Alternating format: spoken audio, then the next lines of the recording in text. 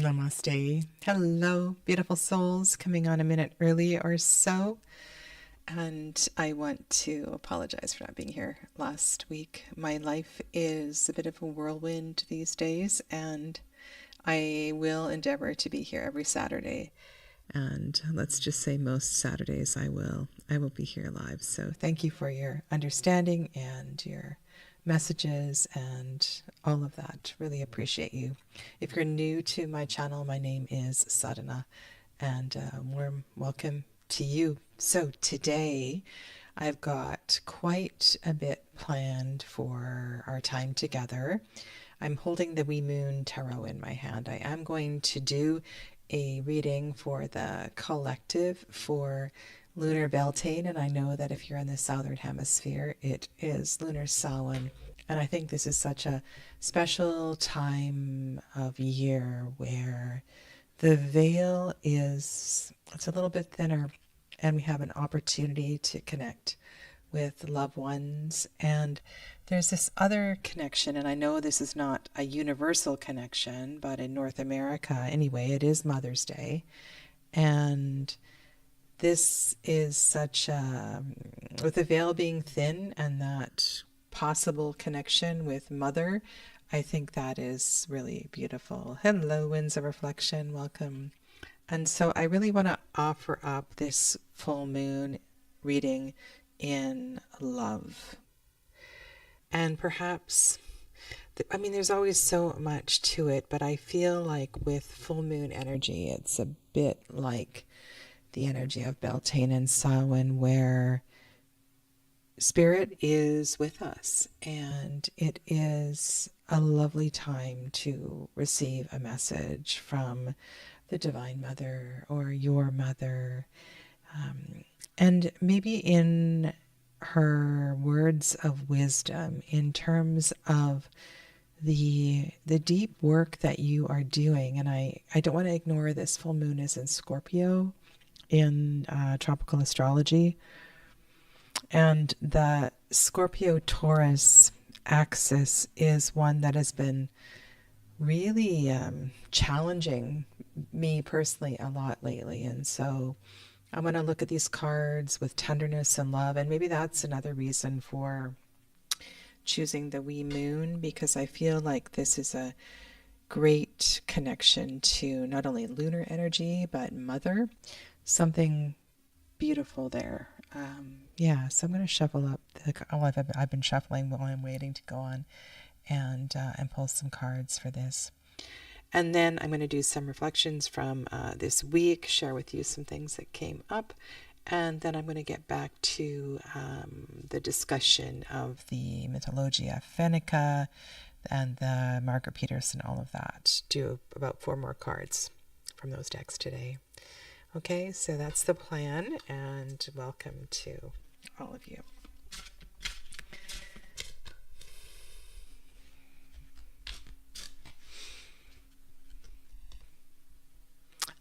I wish this deck to come out in different cardstock. It would be so lovely. Hi, Sarah. Welcome.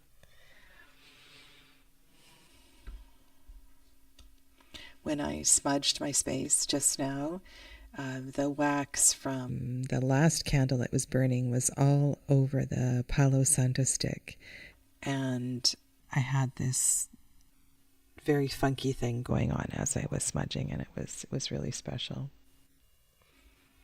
All right, so I always need to check in with the energy of the Wee Moon, because the astrology, it's a deck that I love to work with, but the astrology doesn't come naturally, because I usually work with the astrology of the Golden Dawn. And this fits so beautifully because 6 of Pentacles is second decan of Taurus.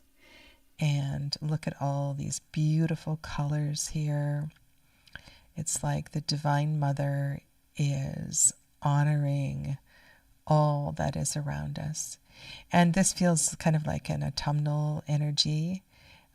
6 of Earth, looking at the illustrations. But I think if you are in spring, if you are in a time where perhaps animals are being born, you can really connect to this sense of let's be grateful for all that is around us. And it's a really beautiful energy. Abundance is about both giving and receiving.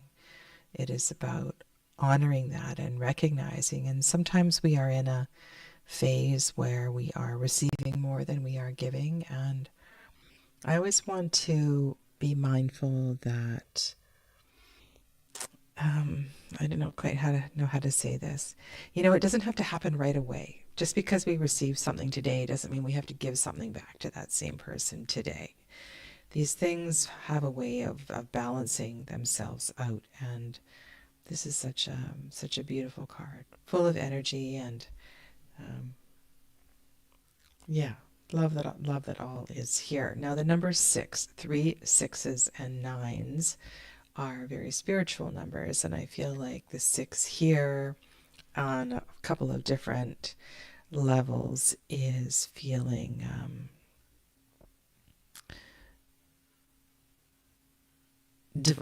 just like holy, divine mother kind of energy. All right, so I always cut left, so let's put that away.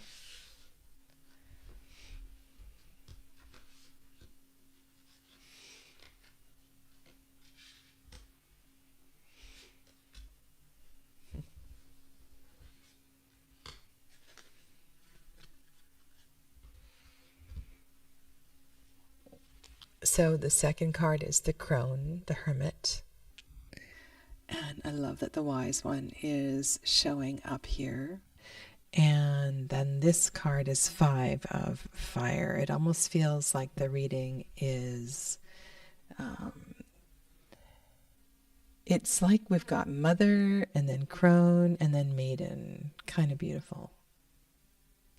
Love, I really do like this 5 of fire. It's so,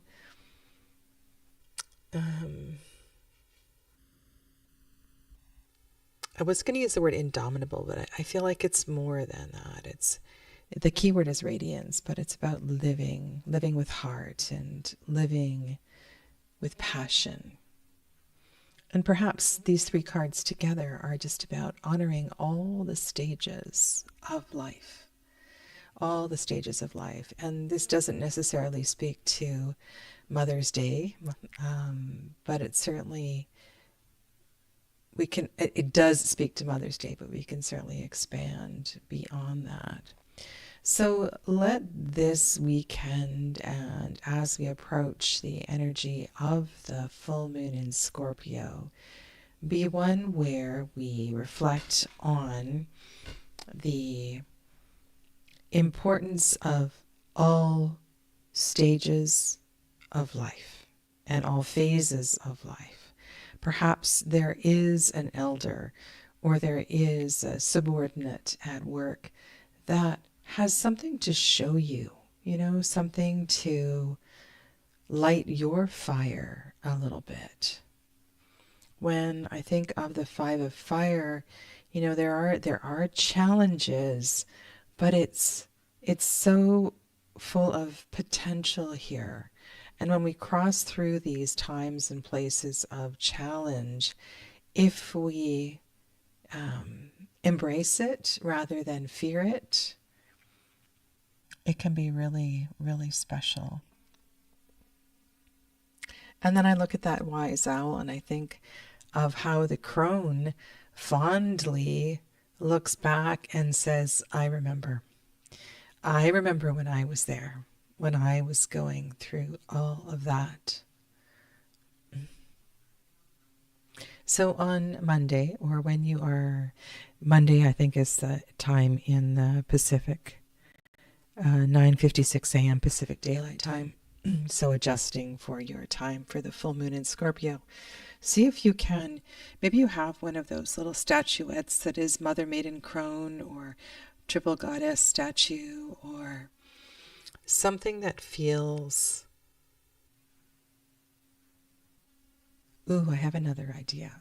How about honoring a previous time where you felt full and rich and embodied, where you felt like this was it. And bringing that forward in kind of not necessarily a ceremonial way, but just honoring the richness of life that you have experienced.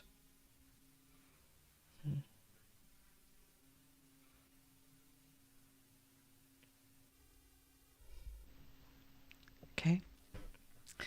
All right.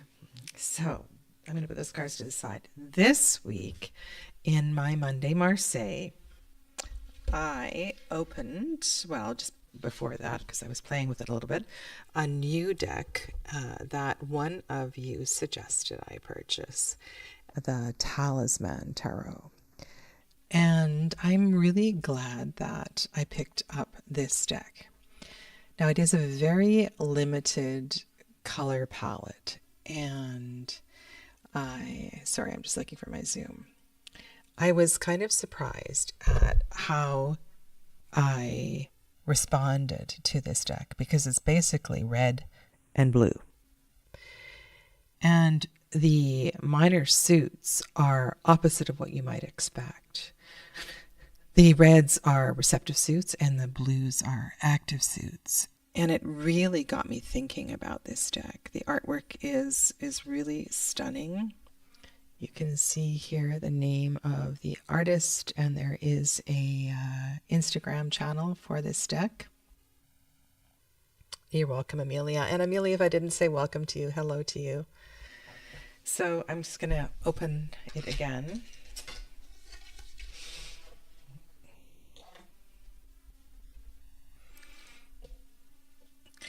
And, you know, I hemmed and hawed about purchasing this deck because I am really enjoying working with more traditional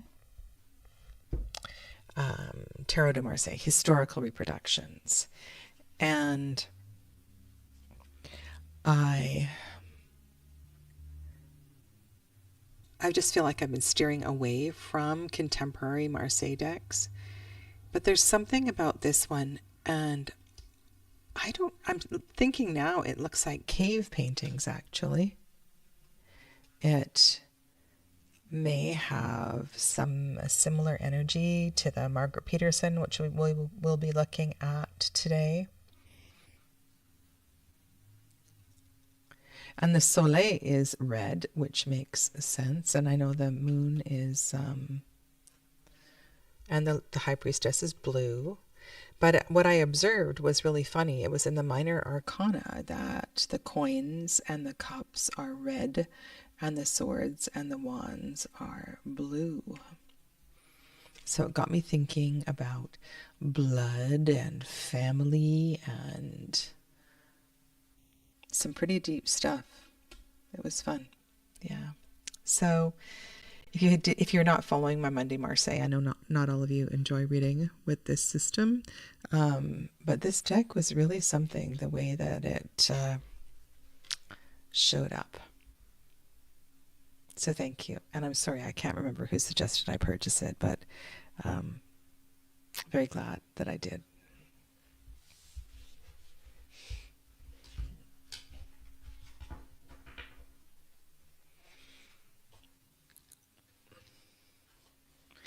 I did manage to do an Arthurian video this week, so that series is going on very, very slowly.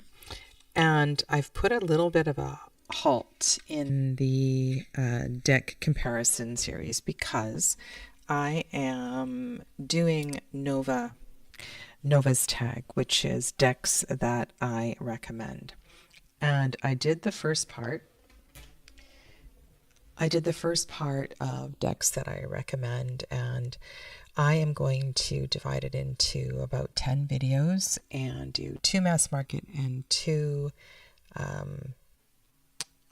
self-published decks. And the theme for this week, and some weeks I might do more than one if I have time to record, is inner child work. And I talked at length about inner child work. And you know, when I when I went through my tarot library and was choosing decks for this series and for each of the prompts, it really got me thinking about these questions. And the question for this one was, about inner child work, and what is inner child work? And what is it that we are working to heal?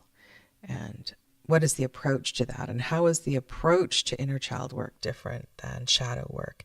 And I'm going to talk about more about that. I have my shadow work decks here ready to go. Because I think we tend to put these kind of topics into, we want to put them into nice, neat little boxes, and they don't always go there. And this is a deck that I hadn't had out for a while, and it really is a very tender deck. And not one where you need to memorize or know a bazillion fairy tales. You can look at this deck through the lens of many cultures, and it's the Chrysalis Tarot.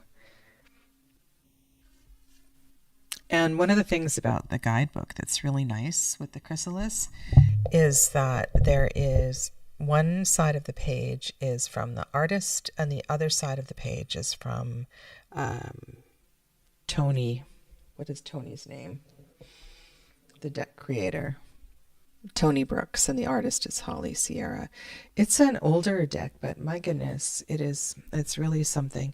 And I think it is actually far better than some of the fairy tale decks that I have, like Tarot of the Divine. I like that deck, but this one is really got something special going on. So yeah, and I shared for 2 mass market and 2 indie decks in that video. Yeah. All right. So shall we do this? Shall we go back to this discussion of fire and the interesting connection between fire and air? And the more that I read, the more that I think, the more that I'm kind of going through all of this, it's about perhaps a deeper appreciation and understanding of the relationship between fire and air. I just want to read Amelia's comment here.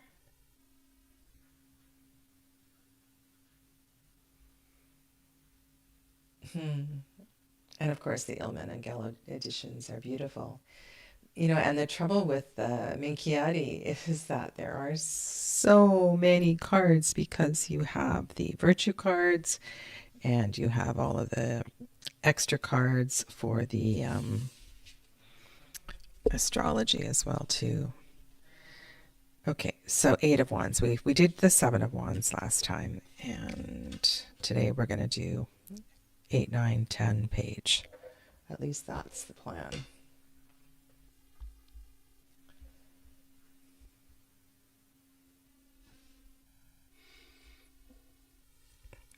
And these cards really will stretch your thinking about what the difference between a Waite-Smith, 8 of Wands, and what is going on in these earth-centric, shamanic,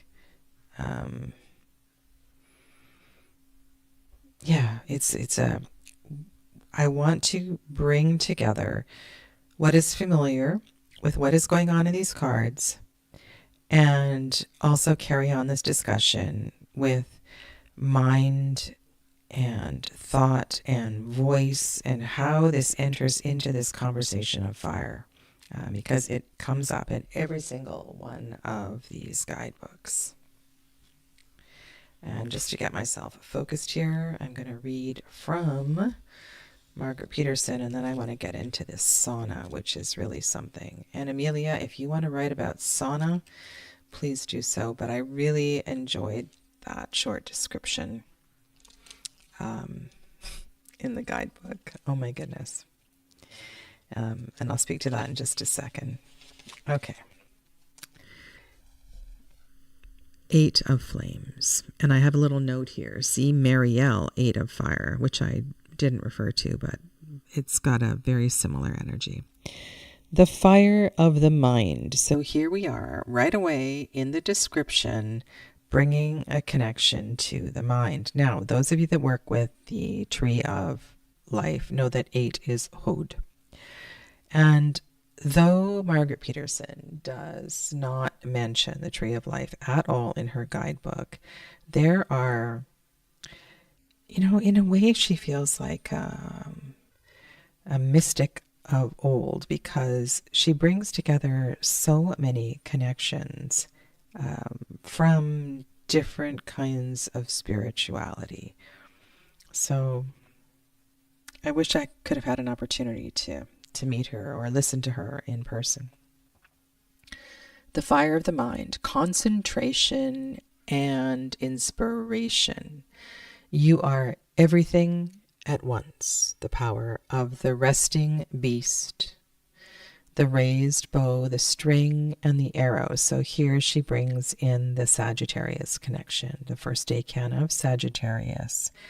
And it's kind of brilliant how it all marries together. Gather all your mental faculties, concentrate, and focus. And when I read those words, this is something that I have brought together in, excuse me, my interpretation of the Eight of Wands in Waite Smith. And also, I think it was amplified in my study of the Wildwood Tarot, is that the Eight of Wands requires focus, intense focus. And maybe that is also the energy of the archer. The archer cannot be distracted. And if you think about the 8 parallel wands and the 8 of Wands and how they're all going together in the same direction at the same pace. So that level of focus is really important here, which again brings this energy of fire and the mental focus of the mind. The mind becomes one with the target. Your inspiration will know when to release the arrow in order to hit the target.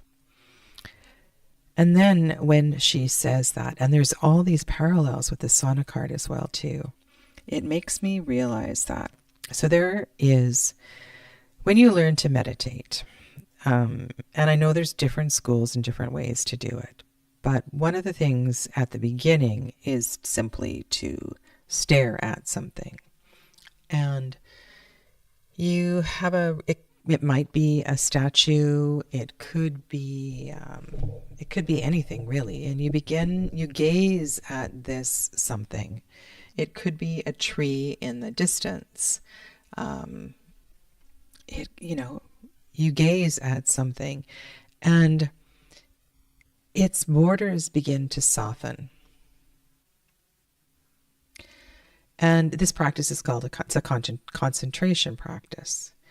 And sometimes it will warp and wave. Sometimes it will move different. You'll begin to see the energy of this something. And eventually, with practice, you'll become lost in this something. And you're not sure where you begin and this something ends, and vice versa. And when I think of these words that she's describing, that's what it feels like. It's like this energy that is put into meditation, and this idea of the archer and the focus of the archer and the strength of the archer and how that all works together synergistically is just so beautiful. So really kind of appreciate that. The key word in the the Greenwood Tarot. And just a little side note here. I'm sure you all know that there's a Kickstarter for this. This deck is coming out again, and there's going to be an extra card. There's a lovely little welcoming video by Mark Ryan. If you haven't seen it, So yeah, if you have been coveting this deck, it is now available on Kickstarter. I don't know if I will get the second. I probably won't. I feel very fortunate to have this first edition. Okay, so I want to go to the sauna a little bit, read it, share a little bit with you from the book here. I think that, so Amelia, who's in the chat, Amelia's channel name starts with Harvina, is the one who gifted me this deck and the extra guidebook. And so Amelia knows all about the sauna. And in Finnish culture, I think this is so fascinating. The sauna is often built before the house is built. It carries a powerful energy that will build ancestral connection. It is a powerful place of healing. It is connected to both birth and life. And I would really like to read more actually about the history and the tradition and the mythology of sauna. And if you do have this this deck, be sure to read about this card because it's really kind of beautiful what this all means. So you know that sauna is intensely hot, but it is through this heat that not only the mind is purified, but the body is purified. In this particular description, it's referred to as bathing, right? We go into the sauna to bathe. We go into the sauna to cleanse. And both the heat and the steam are anthropomorphized and they are given names. And it is really kind of beautiful how the steam and the heat that is created from the fire are, you know, how they're intertwined. They cannot be separated. And then the steam also has another connection to a Finno-Ugric word that is connected to the breath of life. And I want to read you this little section here. The word loili doesn't only mean the steam rising from the sauna's stove. Loili is one of the oldest Finno-Ugric words, and it means one of the three souls of a person whose life is connected to breathing. Loili determined the length of every human's life, which, according to folklore, spanned from the first breath to the last, which was when Loili departed. Now, those of you who have studied yoga know that this is directly relatable to the teachings of yoga, that our lifespan is measured by the number of breaths we take. And that's why it is so important to learn to breathe, because we can sustain and lengthen our life by better breathing. And when I read this, I'm going like, wow, you know, any sort of connections that I can make with different cultures really makes me happy.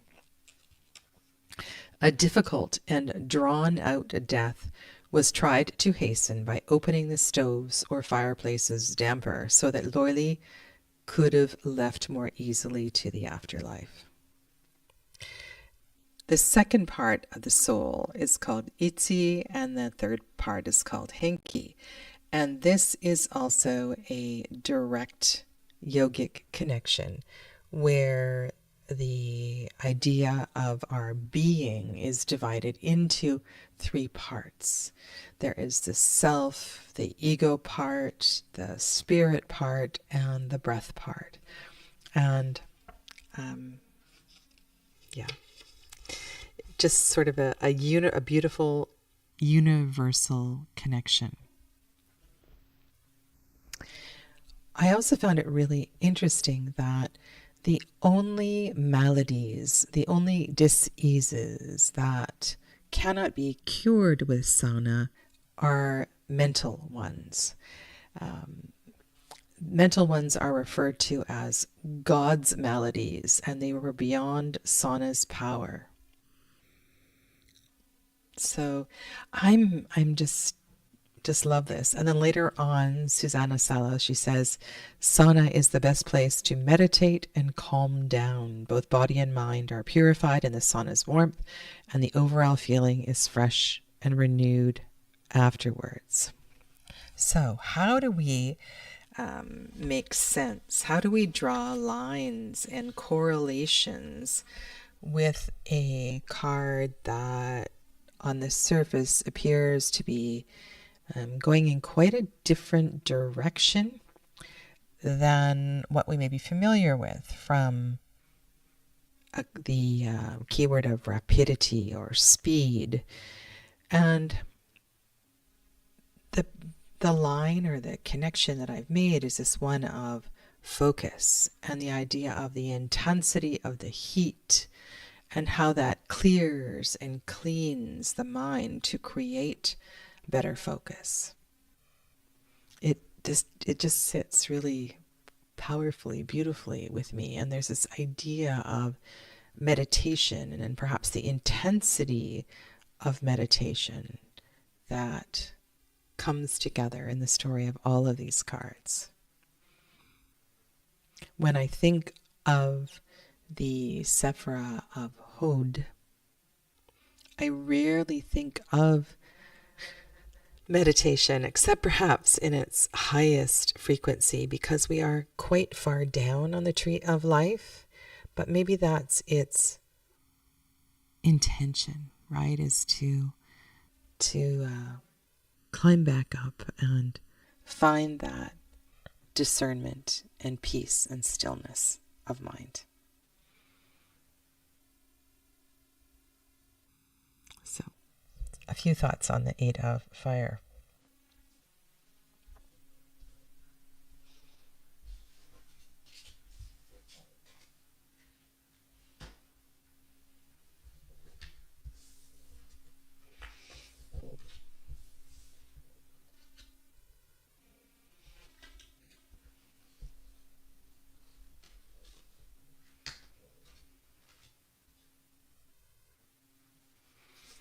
This one was a little trickier to build in familiar connection, but I was able to get there.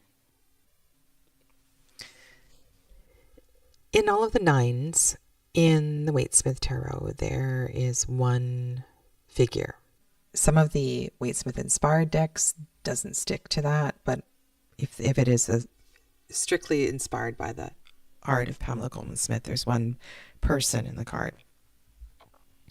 It is a 9, right? A very sacred number. It is a 333. It is a time of deep and powerful reflection, almost as if we are reviewing our life. It does feel like a bit of a life review. And how important that is before we make any decisions about how this part of the journey is going to come to a conclusion. Because 10s are all conclusions, right? They are endings. The wheel is turning. We are moving on to something new. So in the 9s, we pause and we reflect and we take account of our life, of our accomplishments, of our memories, of the beauty of everything that has happened.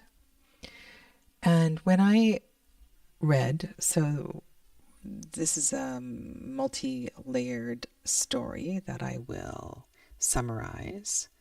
And then I was thinking about this idea that Mark Ryan puts forth in the 9 of Wands here. It is what is most important is self-respect. And the journey to that, and how without it, we cannot respect others. And I want to extend that to this idea of self-love. And with the Suit of Wands being so closely connected to life purpose, I think all of this is tremendous food for thought.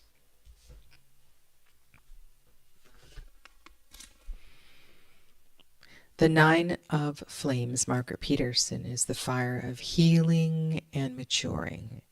9 flames will teach you about all aspects of fire. The fire of growing, of destroying, of anger, of passion, of desire, of warmth, of intimacy, of lust, of touch, and of inspiration. The fire of the body and the fire of the mind. Through experience, you have learned how to handle these forces. You are the one to ignite this fire and direct it.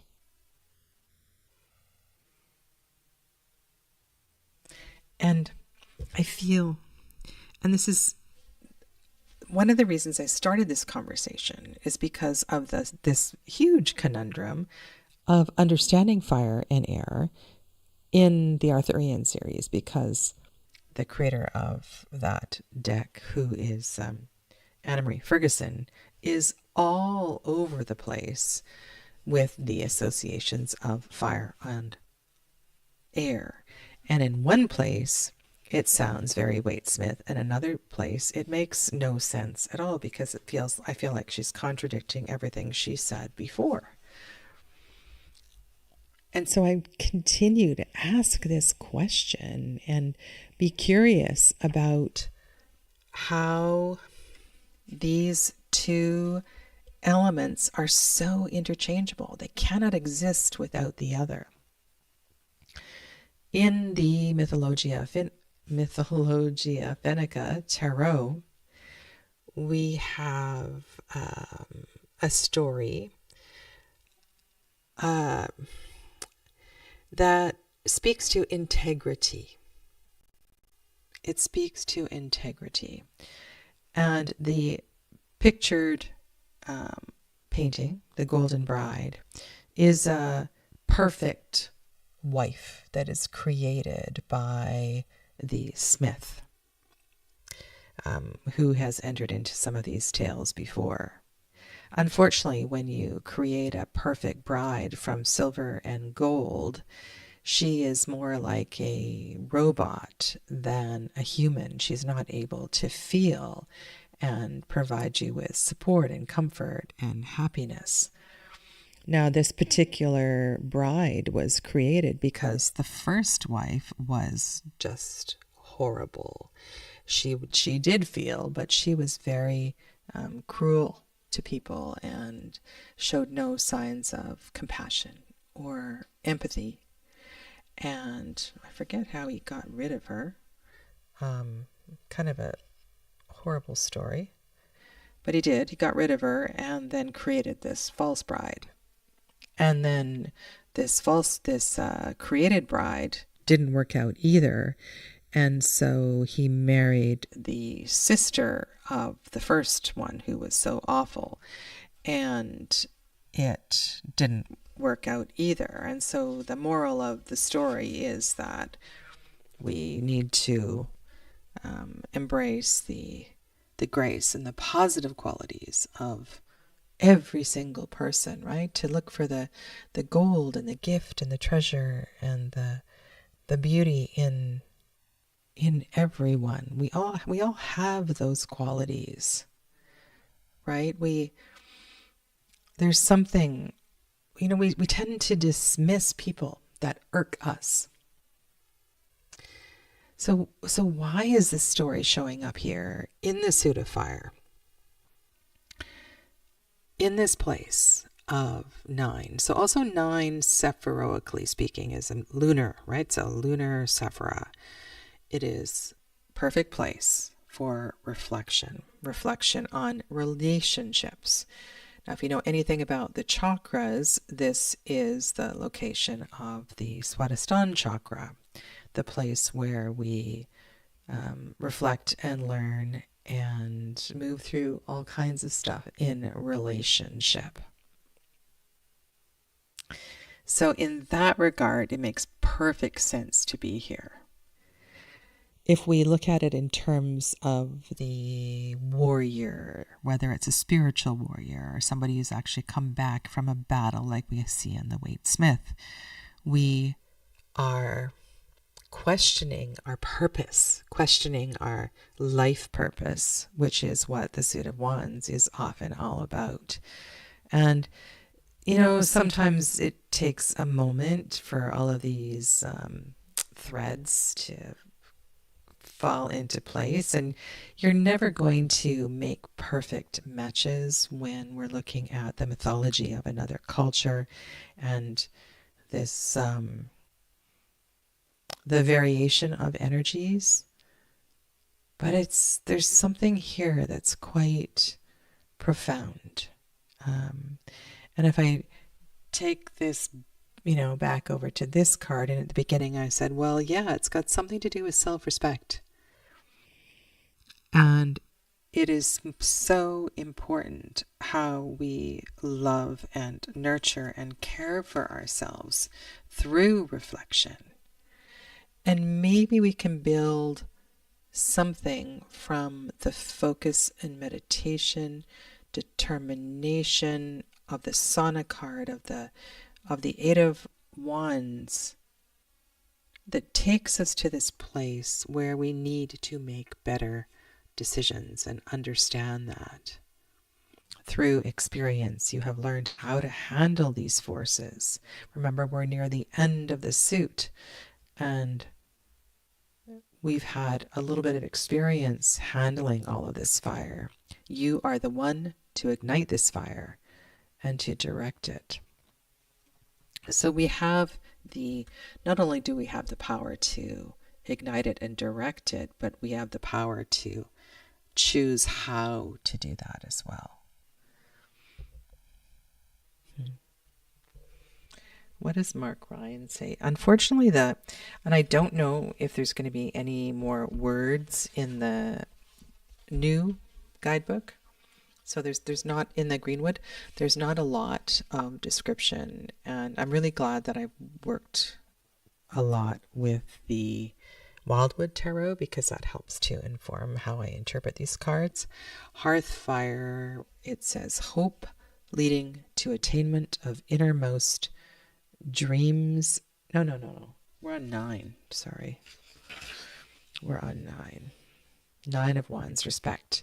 When nearing the heart of a sacred quest, motivation and integrity of human desires are challenged.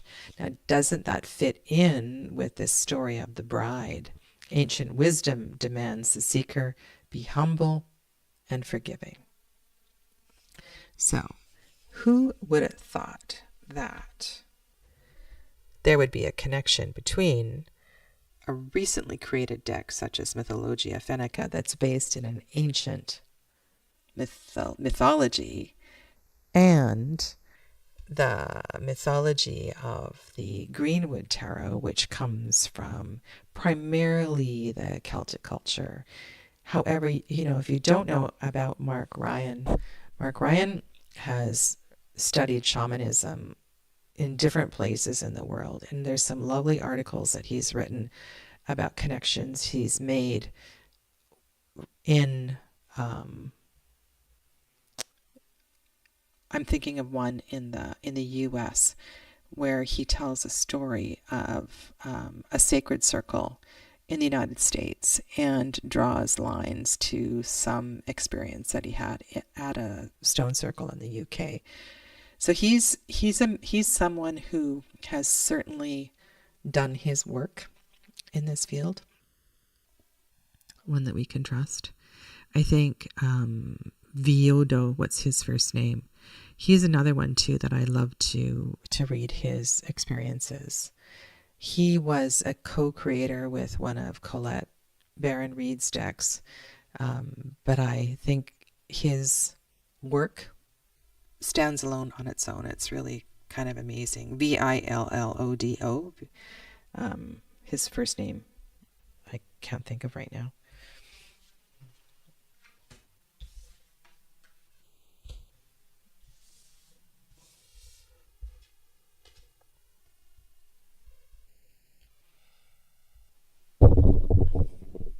So as I put this together and expand beyond. Hello, Saskia. Welcome. As I put this together and expand my place of comfort with the suit of wands is the suit of dharma, the suit of life path. In the suit of wands, we explore our purpose, our life purpose. And then on the other side, right, 4 suits later, in the suit of pentacles, it becomes very practical. But here we really play with and explore our purpose.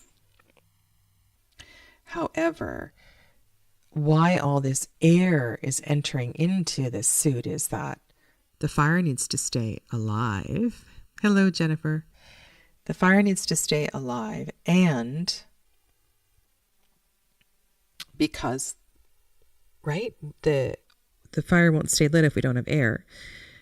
And what was my other point? It's that if this is truly a suit of purpose and life purpose, we need to keep thinking and reflecting and be clear of mind. So to think that these suits and these elements work in isolation really doesn't do us any service at all. Okay, so 10. Look at the dragon. I know many of you love dragons. And this card is, again, it's a lot of stories about dragons and history and mythology of dragon. And I think the idea here is that the card asks you to embrace the energy of the dragon, the strength of the dragon, to hold that within your soul. And if you think about, this is kind of a familiar looking image, right? In the Greenwood Tarot, it takes a tremendous amount of fire to see something through. Often, before we get to the finish line, we are exhausted. We wonder if we are on the right path. There's all kinds of questioning that's going on. And here the mind, right? The mind challenges our action. The dragon card wants us to be strong and brave and perhaps committed. So this is a really interesting thing. So when I think about the dragon and the longevity of the dragon and the internal dragon, it connects me to our ancestors and to our lifetimes of history.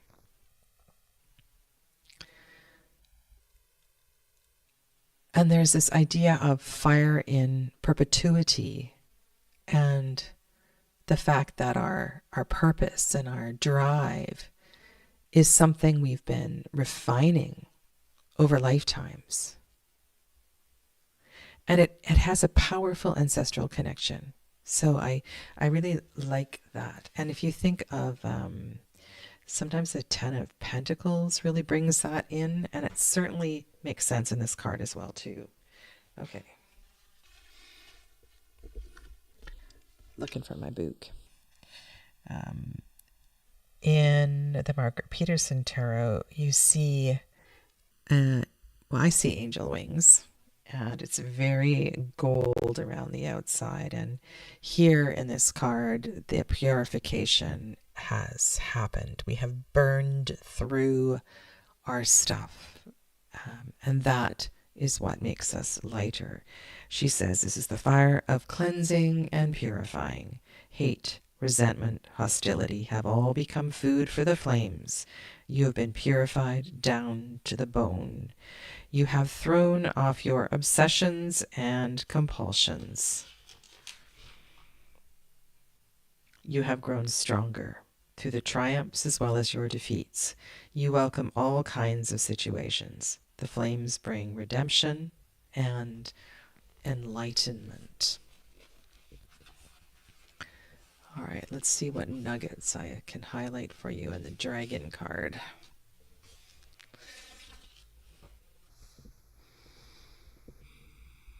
And I appreciate that Susanna Salo acknowledges the vast range of cultures that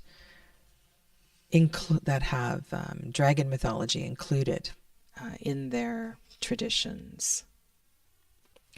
Some stories say that dragons were originally evil and greedy humans who wouldn't allow their riches to be inherited and spent, but rather buried them. After their deaths, they were transformed into dragons so they could continue to guard their wealth. It is said that both the treasure and the dragon sunk deeper in the ground every year until finally they disappeared completely.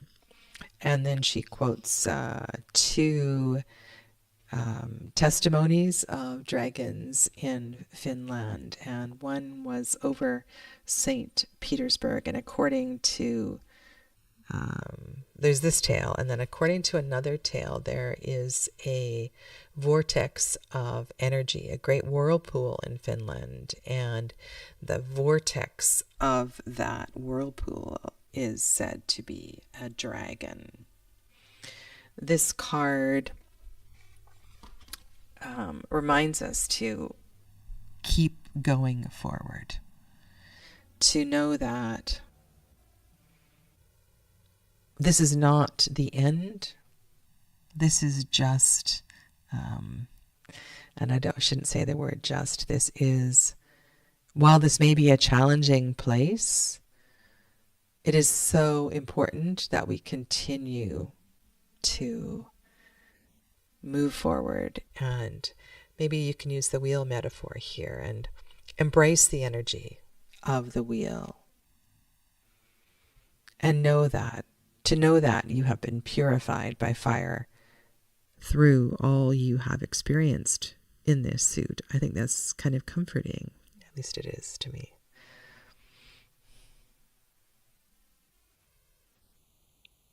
This for me, is very enriching. And I love doing this because sometimes, especially if I'm teaching beginner tarot, we try to make it so simple and pare everything down, one keyword, one easy interpretation.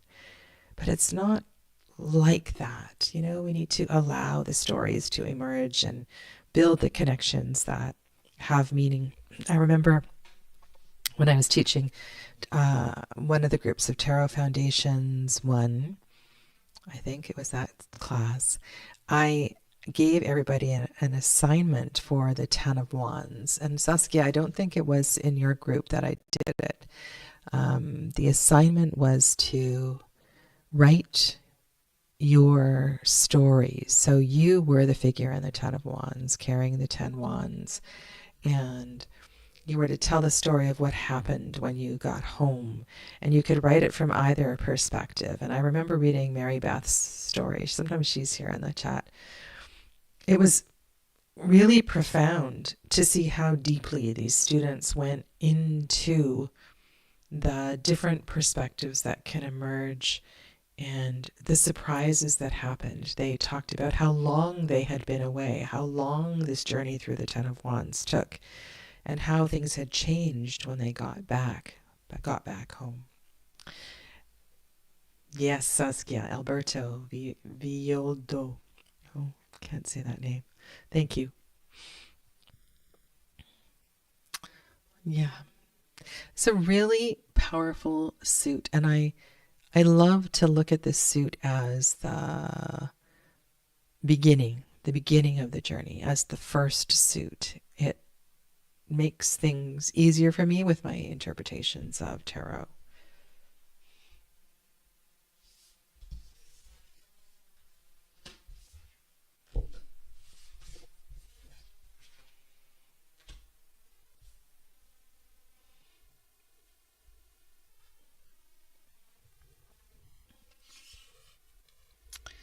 the overlapping energy of air and fire does not become any easier when we get to the court cards. These decks have a way of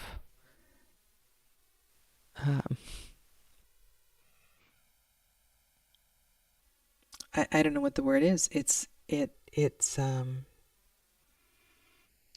well, let's just use the examples that are here. So we have the eagle in the Mythologia Fennica. And the eagle is such a beautiful archetype. It is a powerful shamanic archetype. Sometimes it's a condor if you're working with South American shamanism. Different parts of the world will have different large winged birds. The ones who soar on high and see from a great viewpoint. They are also symbolic of, they're powerful birds, and they are often top of can be predator birds as well too. And to see the eagle in the position of the page is really interesting. And in the suit of swords in this deck, the page is a raven. And so we have, when we get to that, I want to sort of compare that.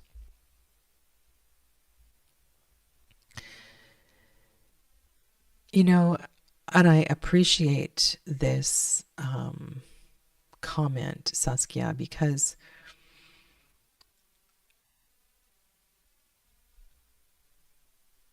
sometimes, and I've said this before, sometimes I find myself in a reading and I'm talking about a card, and maybe it is the Seven of Wands, but what is coming through sounds more like a Seven of Swords. And the tendency is to want to go back and correct oneself. But the truth is that we can't put tarot into neat little boxes, no matter how hard we try. It's near impossible. Okay.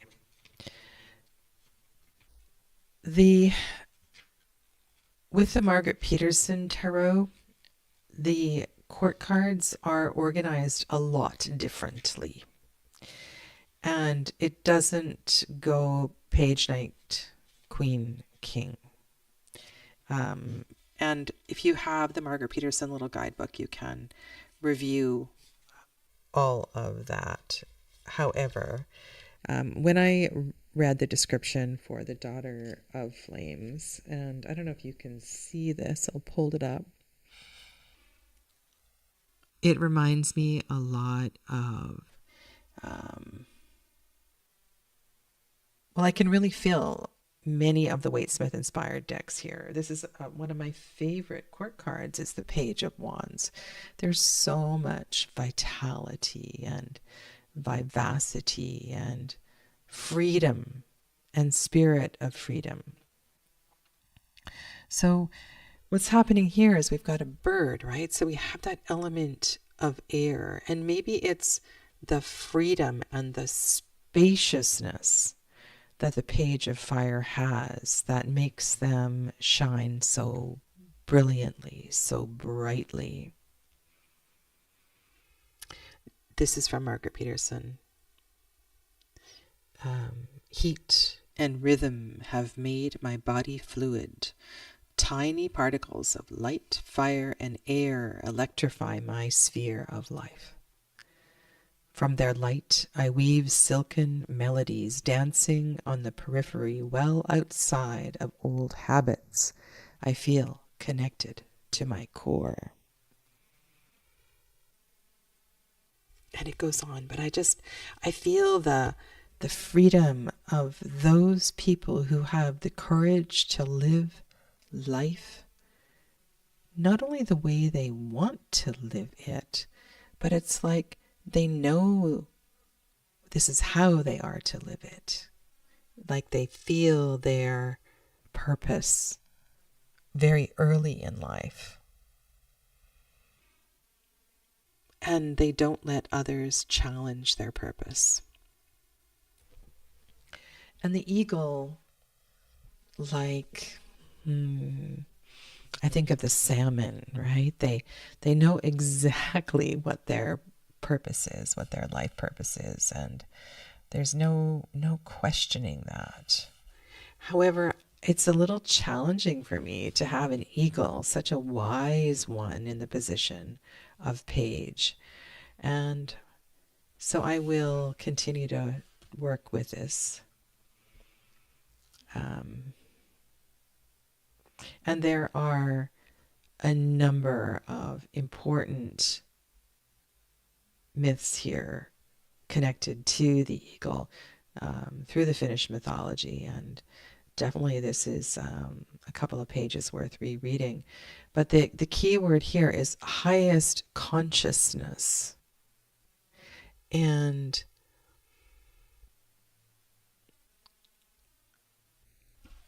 this is this connects all of these cards that we've looked at today. So starting with the 8 of fire, in that 8, 9, 10 of fire require great thinking, clear mind, in order to not let the fire consume us.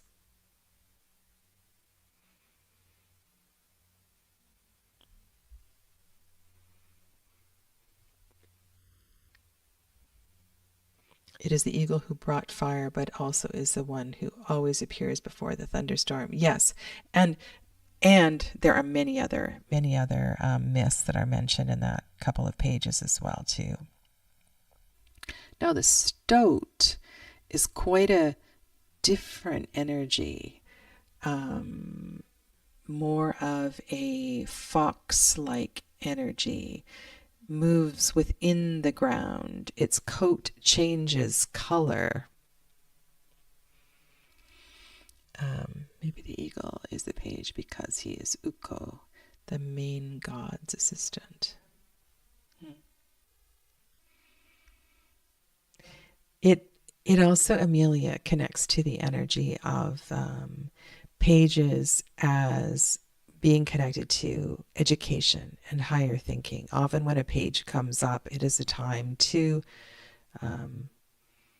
acquire a new point of view, whether that is a new sort of study or a new education or simply a new perspective. And through the sheer height that the eagle flies, we are able to see things from a broader lens. So that contrasts with the energy of the stoat, who is within the ground.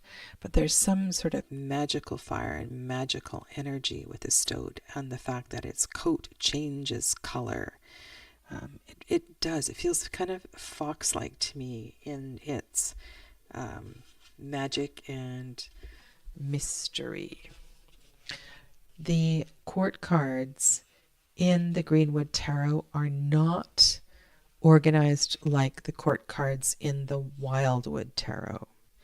So in the Greenwood Tarot, they are placed page, knight, queen, king, unlike the Wildwood Tarot that does king, knight. No, king, queen, knight, page. I just want to make sure that I get this right. Because on the wheel of the year, these come in, they're organized in completely different ways. No, they're not. And there are some interesting connections. Okay, so the stoat. I just wanted to read you a couple lines from the stoat. With a fierce hunting instinct and its ability to live underground, combined with the changing color of its fur from white to red, the symbols of winter to spring, and its black tail, the stoat has strong mystical links to the sovereignty of the land.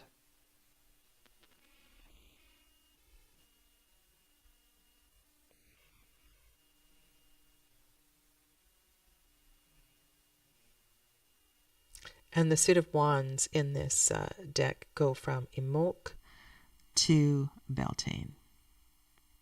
So early spring through mid-spring as we know it. The stoat is small.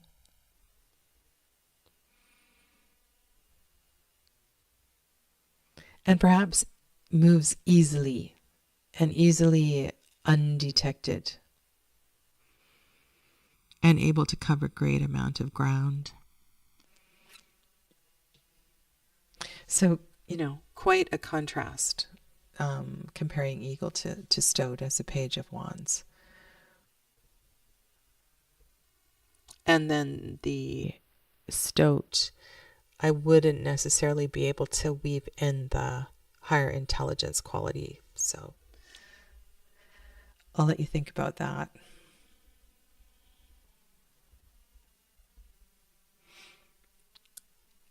Saskia says that it is so interesting about the eagle bringing the fire in Finnish mythology. In Greek mythology, Prometheus stole fire from the gods, and as a punishment, yes, yes, he has his liver constantly eaten out by an eagle. He heals, and then the next day it happens again and again and again.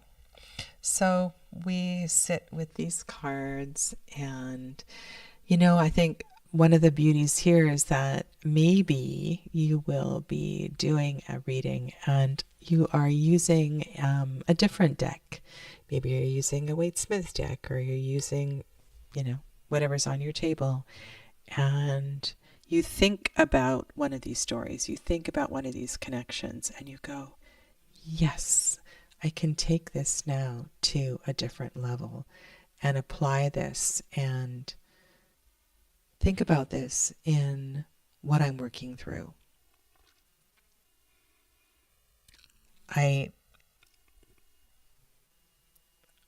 When I'm working with beginner students, beginner students, or people who are just, asking about, well, where do I start with the tarot? I always advise not purchasing too many decks. It's really easy to get lost in the, oh, this one's pretty, I need this one, I need that one. You really only need a couple of decks when you're starting, and I think 2 is plenty. But most of you that are watching this have been reading for some years, and as you put more time and energy into studying the tarot, and you really begin to understand just what a healing experience this is, and what a powerful tool it is for your own healing and that of others as well too. You can begin to expand your repertoire of decks and your knowledge of the tarot and your application of the archetypes and the lessons of the tarot. And I think this is a discussion that is for that time, not for when you are a beginner student, because then this can get really, really confusing. So take it slowly, respect honor whatever stage you're at in your journey with the tarot. And if you have any questions or requests, please be sure to leave a comment once the live stream is processed. Okay. I look forward to seeing you soon, and thank you all for your contributions to the conversation today, and full moon blessings to you all. Take good care of yourselves. Namaste.